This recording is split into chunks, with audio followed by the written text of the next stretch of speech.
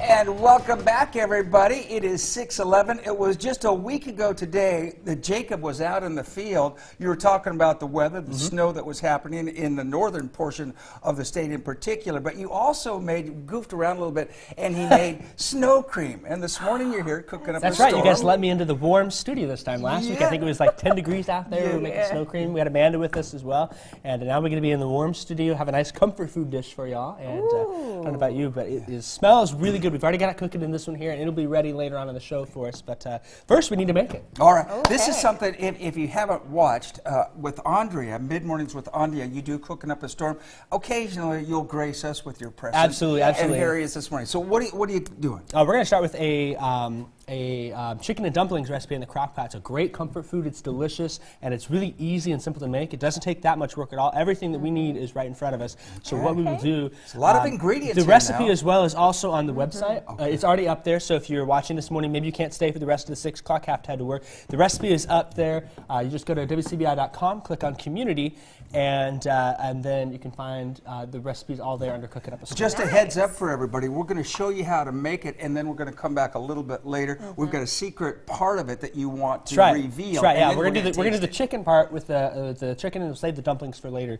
But we'll get started. Renee is going to be our lovely, I guess our Vanna White equivalent. She's going to pour things in. So Renee's going to pour in about 1 whole onion. We diced it up, yellow onion. You can even buy it pre-cut. She's going to put that in there. Steve, I'm going to slide these your way just so we can see that with that shot. And we're also going to add some other veggies. Can't go wrong with celery and carrots. I just bought the pre-sliced containers you can get like at any grocery store, and I just diced them up even more. So they cost so much that way. You can do it. You can do it yourself. We're all about convenience on this. So if it's easier for you, you just buy it pre-sliced, pre-diced, and pour it on in as easy as it can be. I've got 2 cans of cream of chicken soup here, and she can just pour that on top. Okay. And there you go. Slide it on.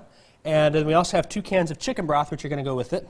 Okay. Does it matter the order that you do this in? No, it's all going to get mixed up and delicious. So the 2 cans of chicken broth are going to go on top. What is this do? This is 1 can cream of celery soup. It adds a little bit more flavor, a little bit different, and I'll get that one for you. Cream of celery. And then I imagine you could add different ingredients. If you could, yeah. So it's not Cooking Up a Storm without a little spinach. I always try to get spinach in there. We've done a few desserts, thankfully. I've refrained from putting spinach in the dessert. Oh, my goodness. But we're just going to put some spinach leaves in there. There's carrot cake. Why not spinach cake?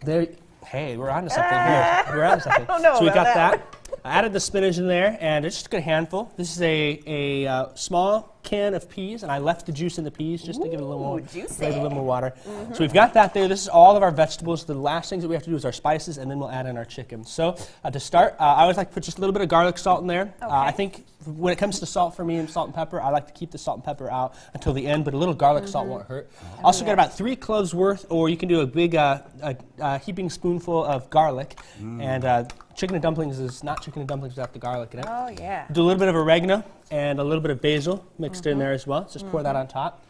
And then to thicken it up, we can wait until the end, but I'm going to go ahead and add it now. This is cornmeal. Cornmeal, it's flavorless, and it'll help to thicken. Okay, so why now as opposed to later?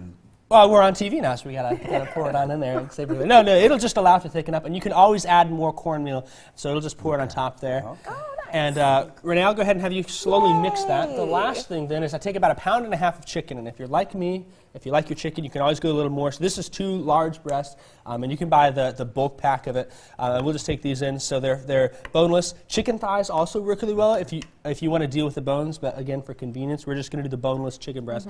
I'm going to slide those right in on top there. And now imagine how long is this going to cook overnight? 8 hours or so? So I've actually had this cooking low and slow for 8 to 10 hours. You can up to 5 hours or so. And the last thing then before we do that then is I've got to add just a little bit of bay leaves, put a few of those on top. And then hopefully we have time for some thyme here. This is really good. It adds a little bit of flavor on top, and we'll put it there. We'll put the lid on it, and then we'll let this cook low and slow for 5 to 7 hours. And a little later in the show, as we mentioned, we'll come back and we'll give it a try. We'd love to invite you into the studio and give it a try, but can't do it. All right. We'll be right back after this.